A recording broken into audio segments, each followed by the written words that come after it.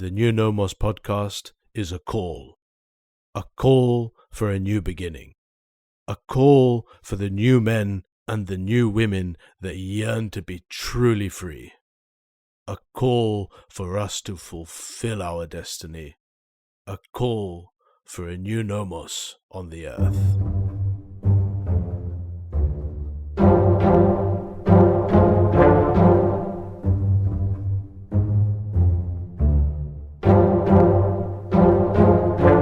Welcome to the New Nomos podcast. I'm Abdallah Datan, inviting you to join me on this journey of discovery, to define what the New Nomos is and what we need to get there.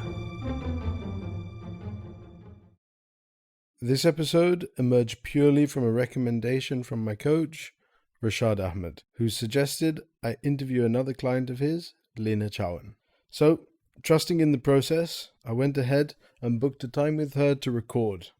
I had no idea who Lena was. I had no idea about her story or anything about her life. So I'm not going to introduce Lena, and rather let you as the listener find out who she is for yourself. So, without much further ado, I give you episode 26, Reflection. Take a look in the mirror. I had quite a linear childhood in terms of it was, within Asian communities, especially Indian girls, it was very much it was even better than linear, because some of the girls who I grew up with, it wasn't really encouraged to be that educated or go into a crazy profession. And then the ones that were, it was either a lawyer, doctor, or an accountant. And I actually did accounting in university. My father, he actually qualified as one of the only two barristers in the UK in 1966, but he abandoned that to then set up a business and bring his whole family over, because family and community were much more important to himself. And I think that has fed through to me, but only in these last several years. So I went to university. I started on a law degree. I realized I absolutely hated it, because I had this sort of glorified vision that it was, we're in a courtroom with my wig and cloak and my cravat, and it was just, and when I was actually then studying the principles of tort, I wanted to shoot myself out of boredom, and I just thought, this is just not me. Why am I doing it? So I switched into finance, and only because it was just an easy switch. And I realized I actually really liked it. I didn't want to be pigeonholed, but at the same time, it was I got figures, I enjoyed it. And then I went into the banking route because I met some phenomenal friends who were very much into investment banking, and they were almost sort of groomed that way, and I had never heard of it. Then I started looking into the whole industry and reading books on the industry, and I got lit up. And it was I'm very much an alpha type of character anyway. I was very much a tomboy. I like sports that were traditionally boys' sports. So it sort of suited my character to do that. And always been quite driven as well and competitive. So when I met these friends, it was sort of a perfect, I wouldn't say storm because it was wonderful, but it just set me up and made me realize, wow, this is actually exciting for me. So when I started the summer internships, it gives you it was at an American investment bank, and it gives you a very nice introduction as to what life will be like. So say my name's Lena. So they would say, okay, Miss Over, as in lean her over. And that was the type of, but it wasn't offensive to me at the time, right? Because you kind of just think you go with what you need to, you do what you need to do, and you just impress them with your work, with your banter. You have to be really quick. You can't be, if you're in any way miss a joke or miss something, then you're immediately pigeonholed into being stupid. So there was nothing about, oh my God, you can't do this. Oh, I'm a woman, you can't. If anything, my mindset was, I need to prove myself 10 times as much because there are no women here. So it wasn't it's tough in one sense, but not, because we didn't have all of this awareness. I didn't even think that this existed. It wasn't even a thing. So I naturally just gravitated towards that and sort of embraced it and took it as a joke, as opposed to anything else. And then it makes you really sharp and quick-witted. And you're on your feet, you're on, flight mode the whole time, because you just think, God, if I mess up, that's it, I'm done. There's about 100 other applicants that could replace me on this summer internship desk. And I actually got to enjoy it because it touched something in my character that it served me. Right. And soon after, actually, when I graduated, my father passed away. So I became even more of that aggressive, angry. I was very angry and bitter. I didn't, rather than thinking, oh my God, all right, how can I make this in my favor? I just thought, right, that's it. I need to fix the world now, and I need to look after my mom, and I need to just financially make sure everyone's okay. So sort of, again, it just fit to where my mindset was at the time. So it was crazy. I mean, it was crazy good and crazy bad. I had a lot of hormonal issues as well. I had a condition called endometriosis. So it means you bleed heavily with your periods. And I used to sit on, used to work 12 to 14-hour days, and I couldn't really get up because I was so scared that I had leaked through, and you couldn't really talk about it. You couldn't even show it. So often I was the last person off the trading desk at 10 at night sometimes, only because, not because I had to be there till that time, but because I was so ashamed that, oh my God, what's happened underneath my seat. Wow. And things, and fiber, I held a nice hormonal gift. So it wasn't, again, you just couldn't talk about it. You just kind of got on with it. But for me, that drove me more. I went to the bathroom to cry numerous times. But that was always, I cried, and then it almost felt like my release. Then I went through the drinking culture. I had an eating disorder, all the stuff that happened, but you couldn't see it on the day-to-day workings of the desk, right? It was always, you get your job done, you make money, you make revenue. This is your revenue you need to hit. And so I didn't really process any of that. When you talk of courage, I didn't even think I was being courageous. I thought, right, I'm doing what I have to do. You take a risk, Right. face a risk, and you just go forth. And I thrived in that environment on a superficial level. Then I shifted to a broking firm, which was much, much nicer in terms of working hours. And, there were some secretaries that I could, there were women in the office. They might not have been on the desk, or brokers, but it was still a nicer environment. But then it's the same thing, you're on this sort of wheel that you don't even know that you're on. So you continue, and the whole thing that drives you forward is, okay, for me, I kept on using the fact that my dad's dead, so I need to financially provide for my mother and make sure she's looked after. And that's all that was running through my head. And we came from quite a poor background. So again, when you come from lack, you just think, oh, I don't want to ever feel like this. I don't want to ever lose my house. I don't want my mum to ever feel that she doesn't have anything. So I went the other way around and just thought, right, this money's going to fix everything. And it did for a while. It made me feel great. It made my mum feel protected. My sister was in bits. So sort of it served its purpose. All of it served a massive purpose for me until it didn't.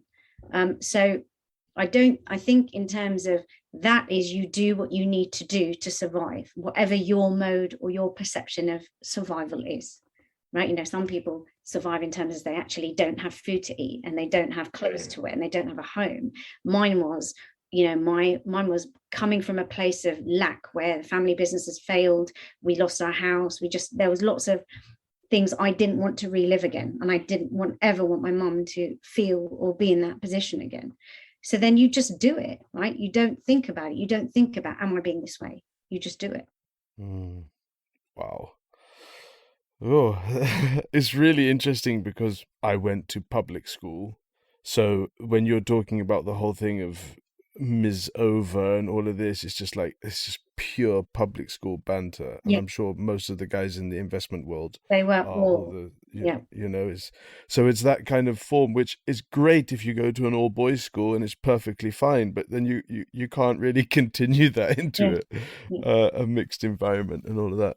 But yeah, it's almost that thing of this hyper male space, and then at what cost are you kind of assimilating with that public school all boys ethos? It's Well, I mean, I think it created a heavy bias in my head, and not a good one, because not everyone's like that.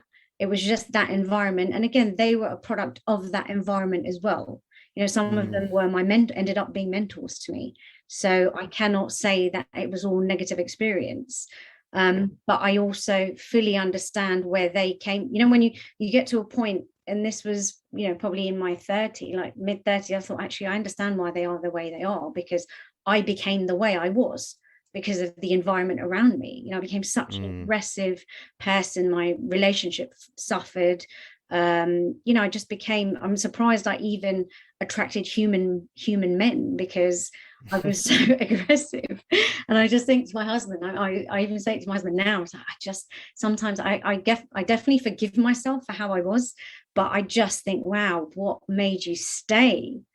Because it was just such a toxic environment, even, I even used to wake up feeling not evil, but just wrong. And I think that's what the price I paid was. And you carry on feeling this lack of worth, this the worthiness never grows. In fact, it dissipates. The more money you make, the more powerful you become on a purely superficial level. All it does is succeed in concealing everything else. And so on one aspect, you're looking like you're taking risk and reaping a reward, and that's courage is built on that, right? But courage is actually also discovered through failing, learning, and growing. And I wasn't doing any of those until I would say I got pregnant, and it was pregnancies that completely rewired the way I thought. I wanted to ask you, at which point then, because you were saying you were on the kind of the hamster wheel, just going round and round and round and round, and it didn't really take courage, because it was just what you were doing, and it was, you were succeeding in that. And I wanted to ask you then, what then? I mean, I'm assuming that from what I'm hearing, there was a kind of a break. There was this world, and then there was another world, or there was this Lena, and then there was another Lena. Yes. And at some point, I am almost certain that you had to take a huge, courageous leap of faith. Yes, definitely. Well, it happened actually 2 times, not just when I became pregnant. My husband and I were separated because it had just become so toxic. And then I realized that I kept on blaming everyone else and looking at everyone externally. I never actually looked within me and acknowledged what was going on with myself. So I was introduced by a friend to Transcendental Meditation, TM. And I went on a course, and I finally started taking responsibility for my own actions and actually seeing me for who I was, processing my father's death, like years and years after, because I'd just done anything to avoid it, whether it be drinking, going out, working even harder, controlling it through eating disorder. But I'd never actually stood still and looked and actually observed, what the hell am I doing? And it's that was the catalyst for me to go on a journey of self-discovery, almost, which is still, I feel it's a forever journey, right? It's always learning, always growing. That was definitely the start. And I looked at myself, I thought, this is not who I am. I've done what I was meant to do. I've served the purpose of, my mum is fine. She doesn't even want all this stuff. She doesn't even need all this stuff. She just wants our time and our feeling and us to be happy. And I realized how self-destructive my behavior was to myself. And it was actually then where all these different, looking at this through a different lens and realizing that, oh my God, it's me doing all of this and creating all of this and manifesting all of this. So I had to then go on a journey of really learning, well, first seeing what I was, or who I was, and then trying to forgive myself for what I did or who I was, and being kind to myself, which I couldn't do for many years. So that was a catalyst. And then I think I had I lost my first pregnancy. And then I had thought, my gosh, I'm being sent a message from above, because I wasn't meant to get pregnant. My obs and gynae had already said that it's 0% chance, 0.01% chance you will get pregnant. And I was fine with that. I didn't even question it. I just went along, and I thought my husband will just accept this, when I hadn't even had the conversation with him. I see it now as synchronicities going through in my life, because all these things happen and then something else happens straight after to make my thought process change and realize that this is not who I am, this is not who I want to be. But kind of it had to happen several times. It didn't just happen once and then I started my journey and then that was it. It happened again and again and again until I got to a point. I'd had 2 miscarriages and two children, and after my second child, I had a really horrific pregnancy, whereas I couldn't physically go to the office.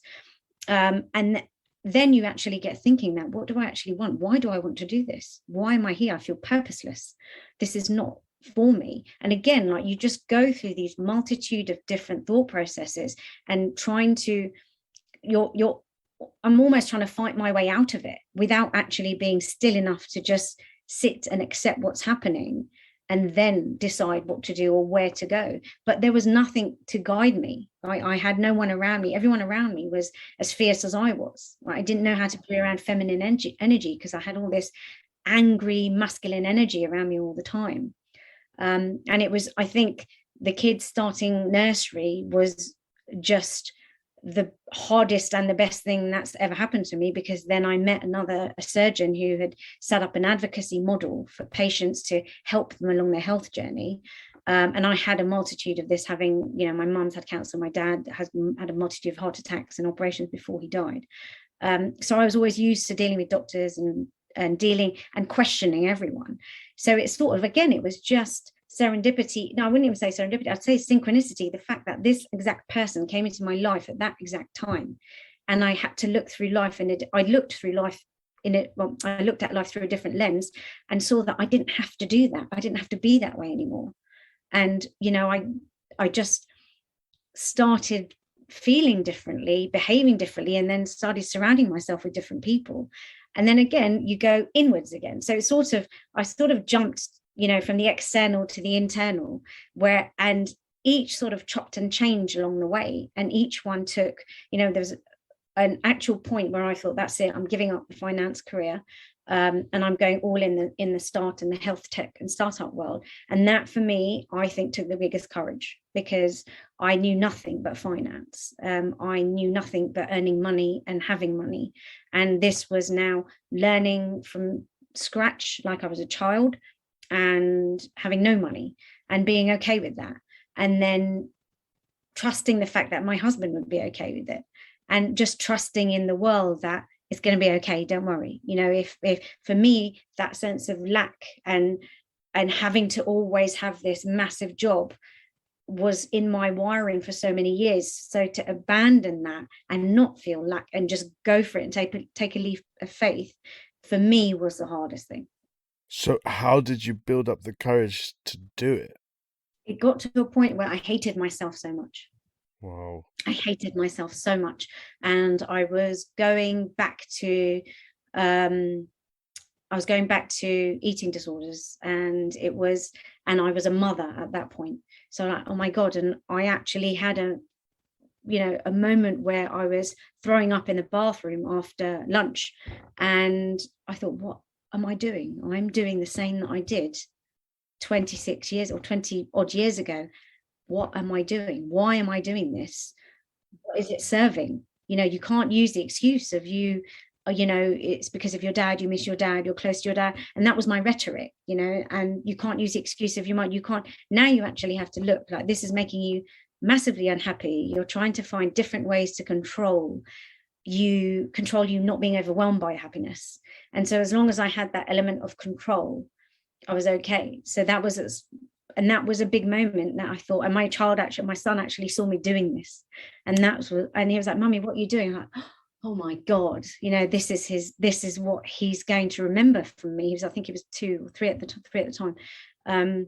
I thought, I just have to not do this and be okay with it, and not have my kids think that this is what their mum is like. Oof. Oh. Okay, I can understand the kick. My sons are 4 and 2. Yeah. Like, wow, they are the shiniest, brightest, most perfectly polished mirror, Of course. You see, now I'm curious because you've made this huge leap of faith, which has taken all this courage, sparked by your son and the eating disorder and everything. But doing it now, I mean, if you look at it from the Joseph Campbell perspective, or how I'm seeing it, is like you've had this call to adventure. You know, it's like, okay, you've met this doctor. This is project on the table. It makes sense. It's exciting. You know, boom, you got it. You've taken that step. I'm sure there was obstacle after obstacle after obstacle, and almost it's like I've if I look back on my life, it's like almost taking the leap of faith. At least as far as I'm concerned, I don't know whether it resonates with your story. Is that taking the leap of faith is almost there's an excitement to it. It's fun. There's like, you know, you're starting on this new adventure, and then boom, obstacle, and it's the obstacle that takes the courage, and the next one, and the next one, and the next one. So yeah, I'm curious, what were the kind of just the obstacles? It was nuts, actually. After the initial, it was almost like a love affair. You know, when you meet someone, you instantly fall in love, and you have that whole newness and exciting feeling. And then after a few months, although it wasn't a few months, it was literally within 3 weeks. And then you just think, oh, this is not as shiny and lovely as I thought it would be. And how am I going to do this? And it was this whole, then the imposter kicks in, and it basically keeps on saying, you know, repeating the same rhetoric that you're not good enough, you're not going to, all the feeling of worth, right? And that's what I found the constant challenge of realizing that I was worthy of doing it. But I just pushed myself because I thought, right, well, I need to do this. I have to do this. Again, it was that sense of urgency and the sense that, but this time it had a purpose, right? It actually helped people with their health journey. And that also, another catalyst for that was my mother-in-law was told she needed spinal surgery at the age of 72. And I just said, but Mum, you know, how did this happen? You've had 2 steroid injections. Why are they suddenly gone to spinal surgery? Has the doctor explained anything to you? And she said, no, I'm just going to trust him. That's fine. And I said, no. You're 72 years old. If you go under the knife for spinal surgery at that age, has he told you the complications? Has he even, you know, explained the risk? And she said, no, it's fine. I said, Mum, I need to speak to him. You can't just go, this is life-changing surgery that if it goes wrong, so much can go wrong. And it was her traditional Indian mentality that just blindly trust and not even question the doctor, or not even ask, look, what can go wrong, what can go right. So I, after about 15 attempts of contacting this, it was an NHS surgeon, and they are, for the most part, wonderful, but some of them, like any profession, they're humans who are always going to get bad and good. And he could not wait to get me off the phone quick enough, right? And he just said, well, what do you need to know? I said, well, I'm a patient advocate.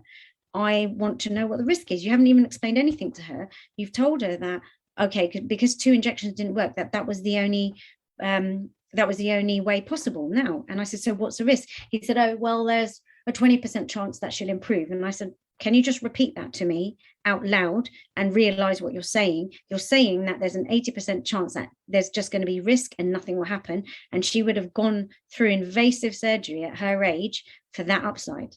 And he said, no, but it's a common operation. I said, I didn't ask if it was a common operation. I asked, did you hear what you just said? You're basically saying approximate 20% chance that this operation will work. So she's 72, not 20. Healing, anything that can go wrong. I said, you're not even willing to talk to her or actually tell her this. And so what ended up is my doctor friend, who I was co-founding the company with, she said, look, you've got to get every single record you can. And that took me another 8 weeks of getting data that she legally owned herself, for me to actually get it so I could show it to someone to get second opinions. And what was actually discovered was she didn't need surgery at all. She just needed a good physio and a back exerciser. So I found a physio, I'm Gujarati, so I found a physio who spoke Gujarati. And she had 4 sessions with him and got a back exerciser from Amazon for £14.99, and she's absolutely fine. I mean, and that to me is massive when it comes to, and this happened to my father as well, and my mum, when she was diagnosed with breast cancer. About 15, 20 years ago.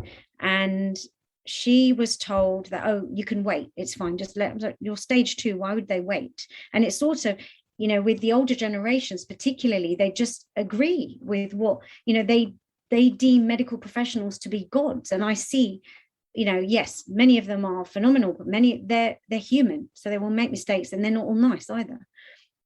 So it sort of became even more of a purpose for me to make sure that this succeeded, or that I got all of my banking clients into this. And the hurdles were that, obviously, like, I wanted a corporate route, and my co-founder wanted to go B2C, like direct to consumer. And I said, no one's going to pay separately for this. I think, I do this for all my colleagues. I'm the girl, so I handle all the health issues. Again, that was another sort of bias, and I did it. I didn't even question it. I was like, okay, I found out, but it worked to my advantage, because then I built up this amazing Rolodex of medical professionals who I could have very fierce conversations with and make sure that I got the outcome and the appointments. And so I kind of transferred that aggression. So I hadn't got rid of all my aggression and anger during this time. I tapered it down. I managed it slightly better. But then I kind of fed it into a purpose-driven mission. So it, for me, it kind of fed through to my values. You mentioned adventure. Adventure is one of my core values. Like, I have to feel that it's a sense of adventure.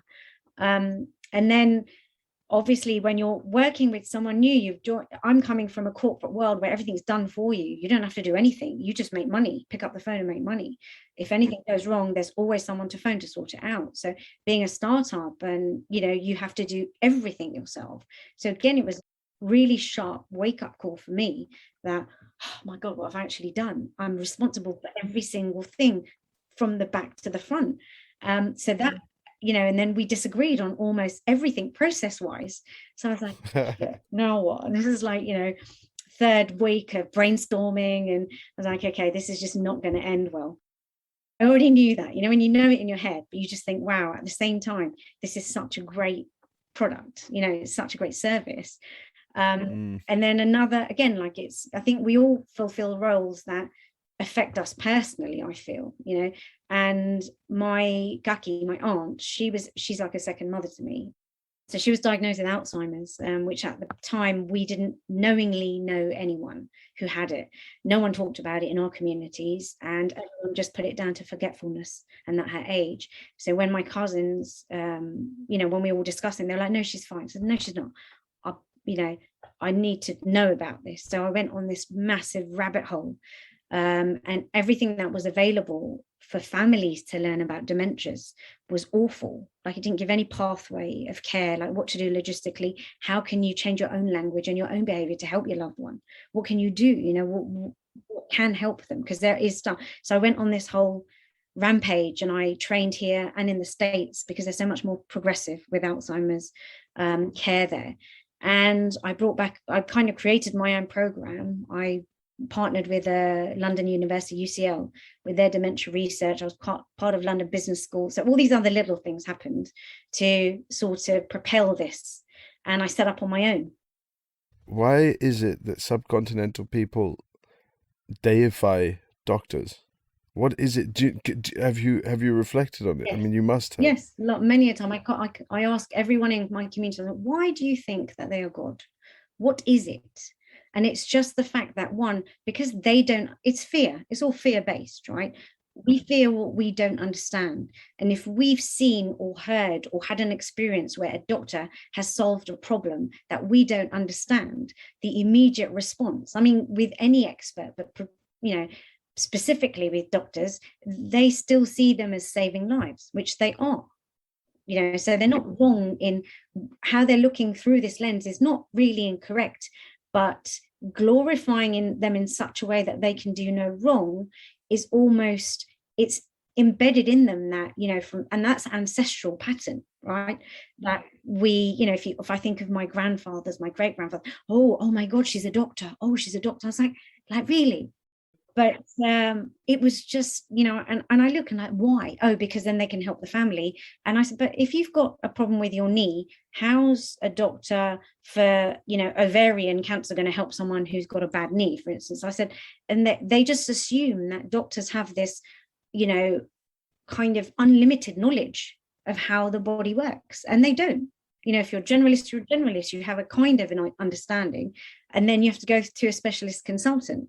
And they don't seem to, for them, a doctor's a doctor, and that's it. Let's put them on a pedestal because they can help me live. And I just think that comes from, when I think of my grandparents' time, my dad's brother had polio, and he was unable to go to school from the age of 5 to 10. He just had an awful life in that time, and they couldn't afford medicine. So they said, well, if you train to be a doctor or a pharmacist, well, doctors first, then pharmacists, then we wouldn't have had to go through this. So I think from that standpoint, that may have played a massive part in how that generation felt about it.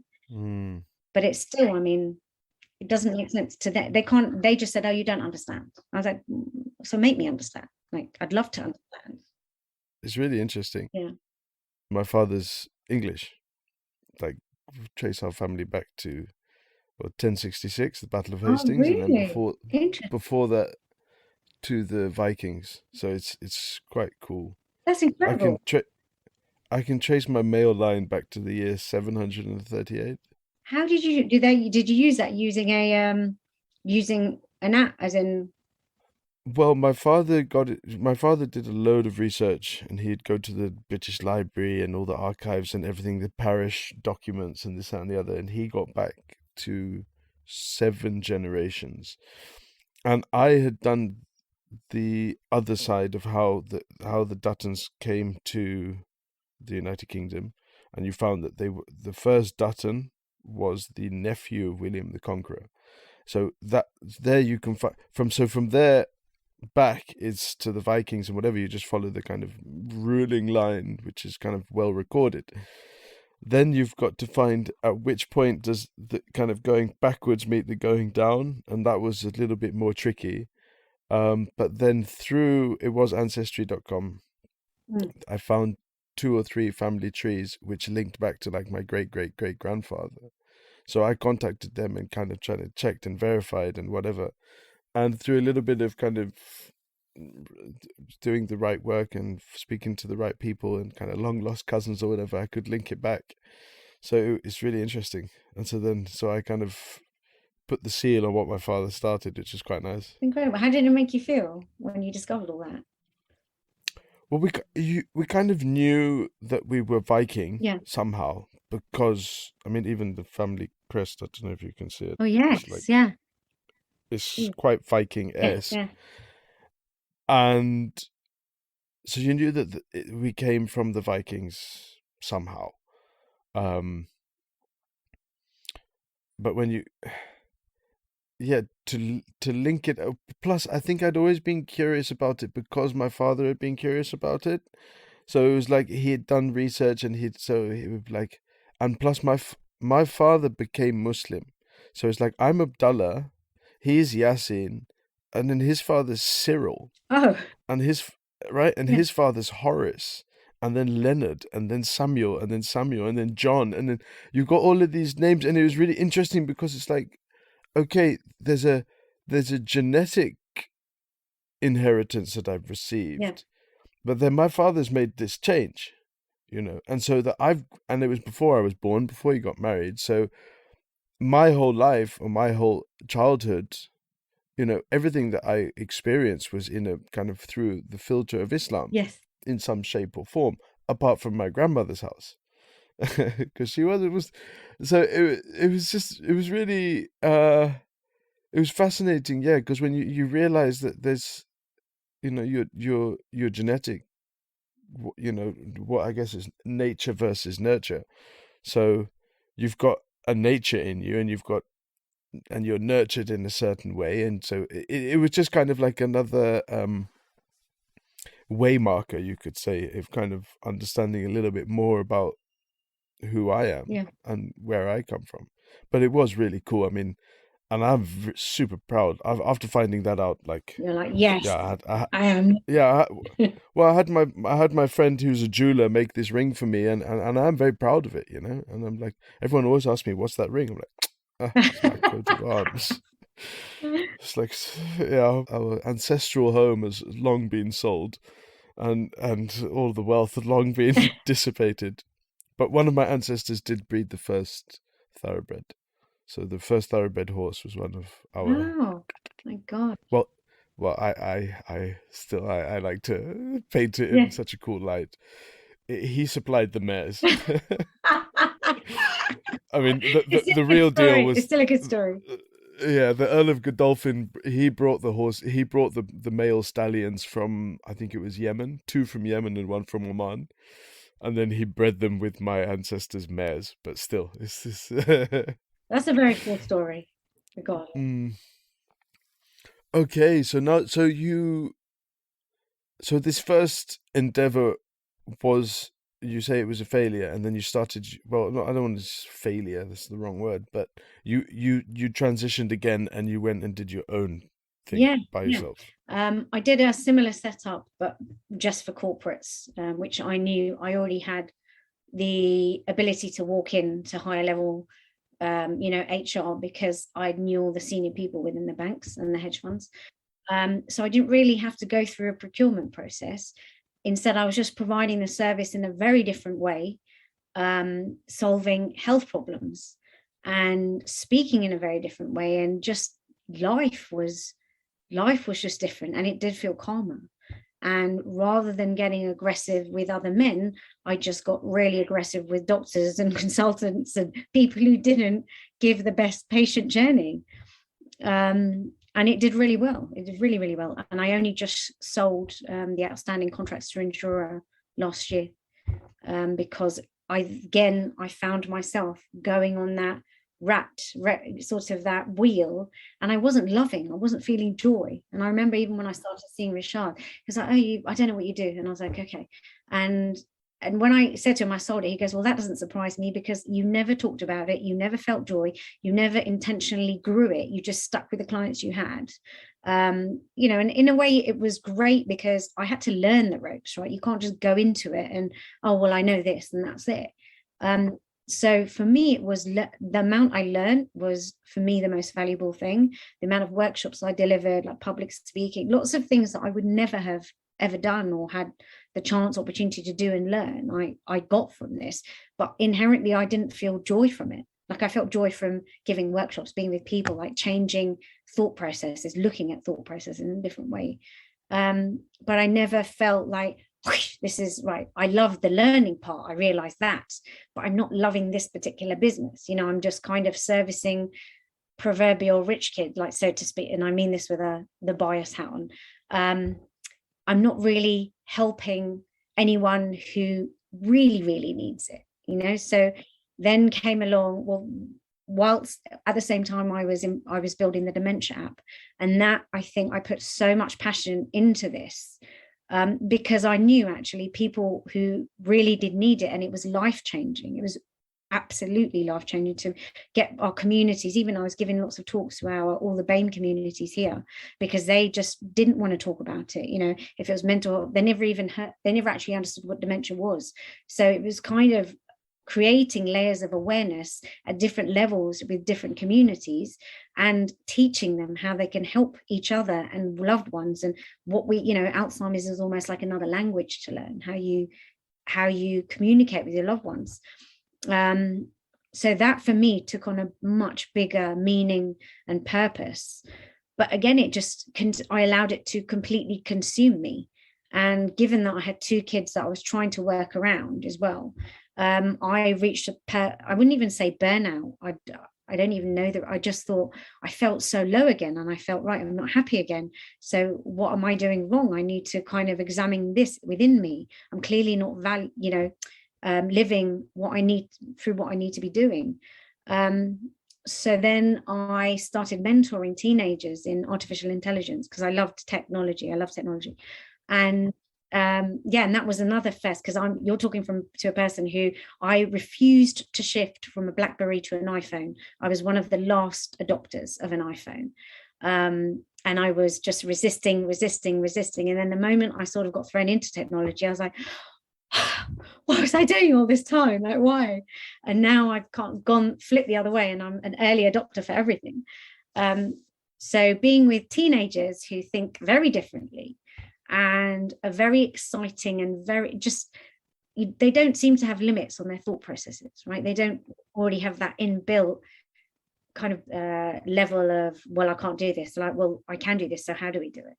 And we created an app to help people affected with domestic violence, and that's again in the lower socioeconomic groups in the BAME community. So that's being tested with 2 London councils, and I got it funded by one of my legal clients, an international law firm, because it sits very well in ESG, and and they know me very well, so they know that I will make it an outcome, right? There'll be a good outcome out of it.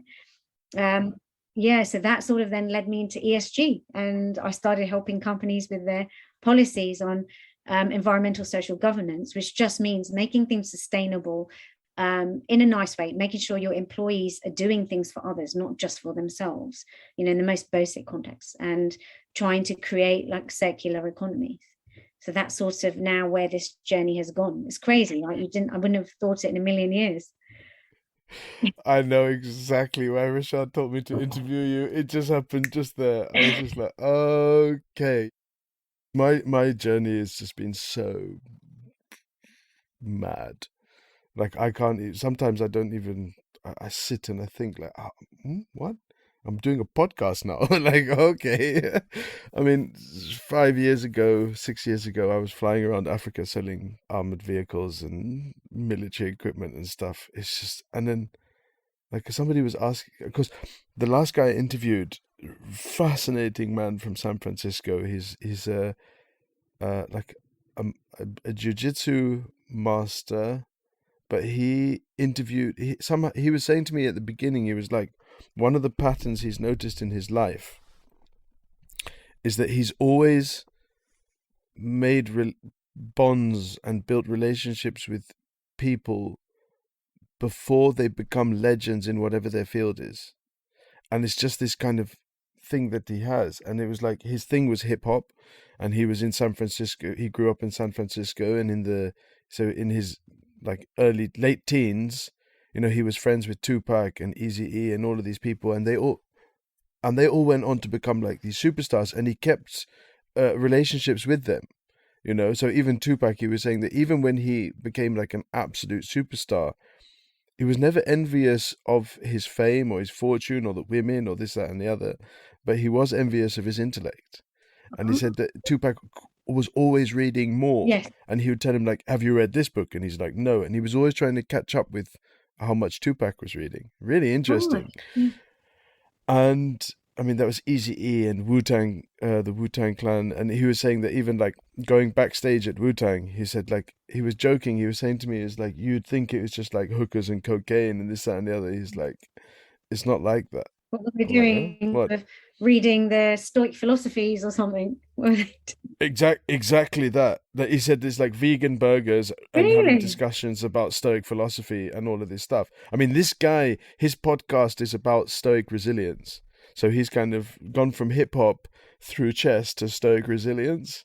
Like, I mean, he's in his early 50s, and it's absolutely fascinating man. So fascinating. And he's telling me his journey, and I'm like, wow. And he's like, it's mad, isn't it? It's insane. And I'm like, it just, for me, it's pure sanity, because it's just speaking to my journey and like how I've just, I guess in a way, just followed my curiosity. Yes. And whatever's in front of me is like, I mean, you do get sucked into, you're doing something and you're sucked into it and you get sucked into that wheel. But at some point there's this, you get a knock on the head, and you're like, okay, next. And you go through a little bit of a depression or whatever and look for the next adventure, and you find it, and then it's like, whoa, and then that thing collapses, and the next one, and the next thing collapses, the next thing, and then you're married, and then you got a kid, and you got another kid, and it's just like, okay, podcast, whoa, let's do it. Is that how yours unfolded? Like, what was the mindset for this? My podcast. Okay, so I had been wanting to do a podcast for a while. I don't know why. I can't even explain where the idea came from for a podcast. I wanted a podcast. Well, actually, okay, Rashad would tell you it's because I want recognition. Okay, yeah, that's fair enough as well. Yeah.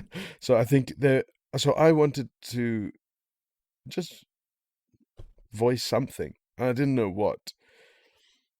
And I kept pitching these ideas to my wife. It's like, I could do a podcast on this. And she's like, what's wrong with you, man? Like, nothing really kind of kind of locked in.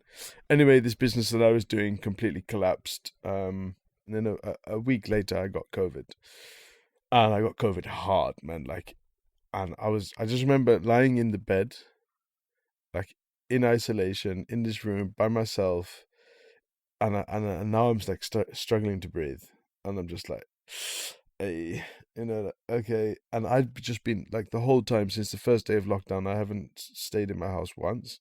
I never wear a mask. I was my kind of resistance.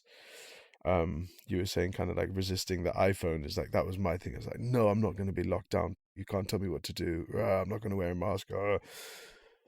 And I think it was the Patan, Yeah. the Patan side coming through. Definitely.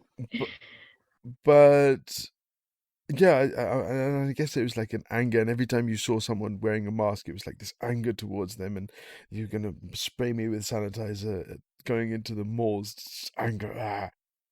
There's a lot of anger in me, and yeah, I got COVID, and I had to stop, and I had to just be still, and I'm like struggling to breathe, and I'm lying there thinking like, oh no, like I've been talking so much crap about all of this, and now suddenly you're just seeing all the images of the people in ICU and all of the people not being able to breathe and all the people dying and hazmat suits and what, and the fear just starts building. And now you're already struggling to breathe, so you're just trying to breathe consciously just to get oxygen in, and then you're starting to panic, Yeah. and then the panic hits, and then you can't breathe even more because now you're panicking. And I just remember like thinking, I don't want to die. And then I was asking myself, why don't you want to die? Well, what's wrong? You're gonna die anyway. Yeah. It's like, but you don't want to die now. So why don't you want to die now? What is it? And then you think, oh, my wife, my kids, my this, that, and that. And I'm like, no, that's all an Yeah. excuse. Yeah. And then why don't you want to? And it was like in that reflection, it was like, okay, because I'm not fulfilling my potential. Yes. I'm not doing what I'm supposed to be doing. Yes. Yes. Or at least I'm not on a journey towards what I'm supposed to be doing. And so I started this podcast, and it was the start of a journey inwardly and outwardly of, well, the first 8 episodes or first 7 or 8 episodes, they all kind of, without forcing it in any direction, the moral of each one of them was you've got to know yourself. And I'm like, okay. And then I remember the episode 7, I was in Barcelona interviewing a screenwriter friend of mine. And I said, okay, so what's your call to action for whoever's listening? And he's like, you got to know yourself. I'm like, everyone's already said that. I don't want you to tell me the same thing. Like, I'm bored of that. Yeah. And he's like, but you have to. I'm like, okay, but how do you do it? Like, how do I know myself? Like, I'm reading all these books. I'm traveling. I'm doing this. I'm doing that. I'm trying to work on myself. I'm trying to be a better husband, father, family member of society, etc., etc. And I'm still angry. This is clearly not serving me. Yeah. Yeah, and yeah, and so but then at that point, the podcast did take a little bit of a turn, and then the next person I interviewed kind of really spun it round, because he asked me, he says, so then why are you doing the podcast? And he asked me, he's like, what are you looking for? What are you searching for? And then that was like sparked something in my head. It's like, I don't know. I haven't even thought about it. I just wanted to do it. Yes. And so from that point, there has been a change. And then I even changed the name, and I rebranded the podcast. And that's kind of been alongside my journey with Rashad. But yeah, it's interesting because I'm just seeing so many of my reflections in you. It's really cool. And it's kind of like, as I've come through the conversation, I'm like, I was really angry. I was just really angry, and I don't even know at what or who. But I guess maybe that's my ancestral patterning. Yeah. And it's whether you want to continue it or whether you don't. Yeah. But it serves you as well. And it's a sense of pride as well for you. Oh, for sure, yeah. I knew quite a lot of batons at university. and they're all very, very proud men, very, I live and die by my sword, and that's ingrained in them, right? And they're huge, powerful guys. So I can imagine, well, just from that small observation, that would perhaps sit in a way with you as well. 100%. I mean, what is pride, right? What is pride? It's an illusion, right? Yeah. What is honor? And honor can be interpreted in many different ways. Even I've been learning Urdu because I want to kind of reconnect with my mother's lineage a little bit more. And there was one passage and it was talking about sharafat. And I was translating sharafat as nobility. And the teacher was like, no, it's not nobility, it's honor. And no, I was translating it as honor and she was saying, no, it's nobility. And we were having this kind of discussion, but it's not either or, it's both. But it's how do you define sharafat? You can take it in this way or that way or that way. It's like, so, yeah, language. I want to do an episode on language. I've always thought Urdu is a very beautiful poetic language, like just to listen Mm. to, and even the meaning behind some of. Can you understand I it? understand parts because I have some friends who speak Urdu, and I just think it's like they're reciting poetry when they speak to me. Whereas when I hear, like, I speak Gujarati, but I find it quite we call it like gachu, like quite a harsh. It's not a beautiful language, right? It's not poetic. It's Mm. not. It's functional. I find it much more Yeah, functional. Whereas Urdu is like a song for me. yeah. Well, I mean, literally, my journey with Urdu started with the poetry because it's a language that has, I think, 30 or 35 words for love, and each one is slightly different. It has a slightly different nuance. It's like one's more towards affection and one's more towards like somebody that you love as a lover, someone's you love as a father, and so each of the words has a slightly different connotation. And then you've got like ishq, which is this kind of like overwhelming love, and Powerful, so yeah, it's, yeah. yeah. And so you've got all of these different, and you can, and what I found, because I don't speak Urdu. I mean, my grandparents spoke to us in Urdu when we were kids, so there's like some kind of memory of the sound, and I can differentiate the words, but I don't understand them. But then in kind of studying the poetry, you realize that often the words aren't even that complex. It's like, look at my face, whose reflection do you see? And then the song or the poem goes on, and none of the words are complex, just they've been put together in such a beautiful way that they paint this fantastic picture. And then it just sounds beautiful as well. Does. There's no roughness to it. I went to Rashad's house for dinner 2 nights ago, and he was saying that his father-in-law spoke Farsi, and he used to recite the parts of Rumi in Farsi in the original form Yeah. to him, and I was like, "Wow, man, that's so beautiful." Because my father, again, my father, white Englishman, he used to like have these interactions with with his father-in-law, my grandfather, where they'd recite like the Urdu poetry to each That's other. beautiful. My God. A nice example to have as well. Coming back to this thing of courage, I want to ask you, how do would how would you define courage? I would say by acknowledging your own fears and imagining how you would feel or what you would action if you were less fearful. And our journey is all about experimentation. So that's what I would call courage. And, it's another more eloquent way of saying you just go for it and get on with it. And you don't actually look back, you just look forward and you do it. So sort of if it's, I challenge conventional wisdom, I always try something new. I don't care that if people are going to think I'm an idiot for doing that. I'm like, well, that's on you. Your perception of me is not my issue. And that's what I think, that's the way you create possibilities. Hmm, interesting. And then somebody said to me the other day, they were saying that the courage that's needed for this time is not the courage to go fight on the No, battlefield, it's a mental, but mental. it's the courage to go and fight. inwardly. Yes, yeah. We have to confront our internal challenges, right? Right now, what I see many people doing is avoiding them and not being courageous because it's easy. It's easy. What do you mean by that? So if we're not confronting what's going on in our headspace, let's say we're on this journey of we're inwardly looking, we're looking inside ourselves. It's hard work. It's not easy stuff. It's not easy work to do. It's not work you particularly like to face sometimes. And it's unpleasant sometimes. It's a wonderful, incredible journey, but it takes time, it takes effort, it takes desire to want to discover oneself and want to better oneself in different way.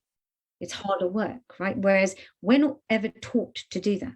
Like when you think of children generally are not taught to confront challenges. They're taught to avoid risk, avoid challenge. And I think that's what happened when we're now in this fear-based, or less so now, but especially over the last 2 years when it's been very fear-based, right? And, I've had COVID twice, I have long COVID. I had a very extreme fear for a while of doing anything, because I had a similar situation. I couldn't breathe properly. I still can't. But it's not and if I just kept on thinking like that, many people I know are like this, and then they stay like this and they don't confront it. They don't think, well, what else can I do? What else? What's next? What can we do to maybe make this better? That will all mean more work, more this, more that. Whereas, we have the ability, we all have the ability to change our circumstance.